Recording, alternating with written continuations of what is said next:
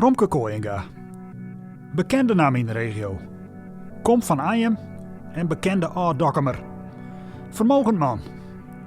Begon op het gemeentehuis in Dokkum.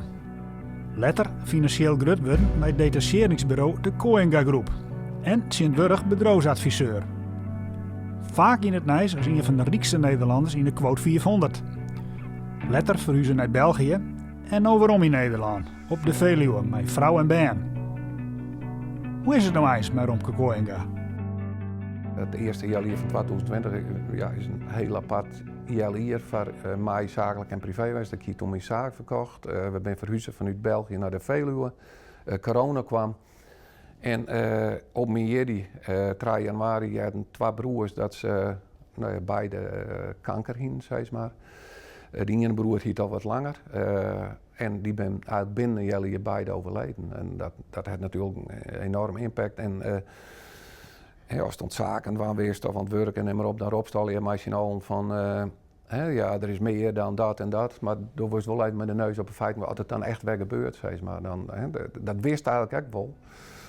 Maar dat drukt je nog wel nog meer met de neus op een feit van dat er meer is dan als geld en zaken van en neem maar op. 70-80% van u als Nederlanders die het hartstikke goed. Een Lietse groep, misschien 20-30% ging in Iska het volle minder. En ik denk gewoon dat de regering steeds maar, nou de komende jaren we voor u alle jaar wat minder. Laten we alle jaar een tandje minder doen. Probeer je de onderste laag wat meer te helpen. En laat de rijken maar wat meer betalen. Ik heb verder ook gehoord.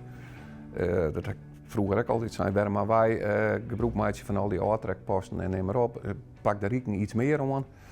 De tussenlaag moet gewoon realiseren dat we alle jaar een tandje minder maken. En dat ken ik best volgens mij. En die mensen die afhankelijk zijn van de voedselbank, dat is natuurlijk een verschrikkelijk beeld. Dus daar maken we wel wat aan doen. Toen ik mijn bedrijf nog hier, toen zei ik net, ik ben een Kooijenga Groep, maar ik ben een Kooijenga Groep uit Dokkum. En dat hier meer waarde naar de rest, want het beeld nog steeds in het westen. Die Friesen hebben harde werkers, dus ik vind dat we dat nog veel meer versterken in. Dokkum is er ook wel een proto mee bezig. Alleen dat kan volgens mij nog volle meer en dan vind ik vooral de gemeente zelf ook. Ik kan genoeg voorbeelden nemen, dat wie mijn tijd ook al als er een onderbesteding is en een bedrijf uit Limburg die het €3 goedkoop en dan is daarheen. Nou, dat vind ik net kennen. Dat door de Zuiderling volle beter. Ik vind het ook een proberen, maar het houdt eerst in eigen huis. Denk om die eigen ondernemers. En als het verschil dan in prijs, nou misschien 10-20% is, dan geeft het naar een oor misschien. Maar ik vind dat Dokkum volle meer om zelf denken moet. En het krijgt nou ook wel wat meer uitstraling, er zijn meer terrassen, meer uitgangsmogelijkheden. Maar volgens mij kan het nog volle beter. Zoek het best uit, dan zoek het net best uit. Nee, dan zoek wat minder aandacht, zie ik je. Let maar steeds de jeugdige onbezonnenheid en ook wel naïviteit, want daar heeft dan ook de meisje met veiligheid en dat soort dingen. En dat heb ik wel wat onderschat. Ja, dat stukje veiligheid was het neemst? Ja. In de zin van?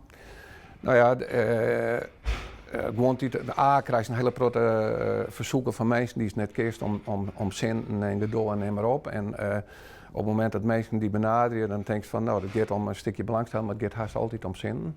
En ik heb wel eens wat minder leuke dingen meemaken, wat achtervolging en dat soort dingen. Dus dat is minder plezierig. En dus dat voorzichtigheid heb ik nou wel wat meer, zeg maar. Het gekke is van, ik heb het bedrijf verkocht en zijn van nou, door opdracht van Noor, maar eigenlijk kriebelt wel een beetje om in 2023 ergens in deel te nemen. Werd ik net meer, zoals vroeger bij de Kooijenga Groep, alles zelf door en alles regelen moet, maar wel op een stukje aandelen krijgen en een beetje als adviseur mij in het bedrijf door. Daar ben ik wel wat mee bezig, met 1 of 2 bedrijven. Dus dat ik toch weer een beetje ondernemer word, werk ik verantwoordelijk en aandeelhouder in word. Privé gaat het steeds beter, in die zin dat ik meer rust krijg en we hebben een mooie rustige omgeving in Veluwe, op de Veluwe. Dus ik zie dat nog wel iets rustig terug in, maar wel een stukje ondernemerschap erbij. Ik denk uit mijn privéleven dat ik het privé heel prima heb. En ik, bijvoorbeeld mijn jongste zoon, die is Alve, die voetbalt bij de club, werd ik dan wij. Nou, daar ben ik een beetje leider, coach, hulpcoach. Nou, dat vind ik schitterend ook dan. Van, dan denk ik, nou, Saron, ik vroeger ook op veld. En ja, dat vind ik hartstikke een mooi ding. En ik doe wat meer bij zo'n voetbalclub, zit ik in wat dingetjes om te regelen. Dat jouwt me een grote voldoening.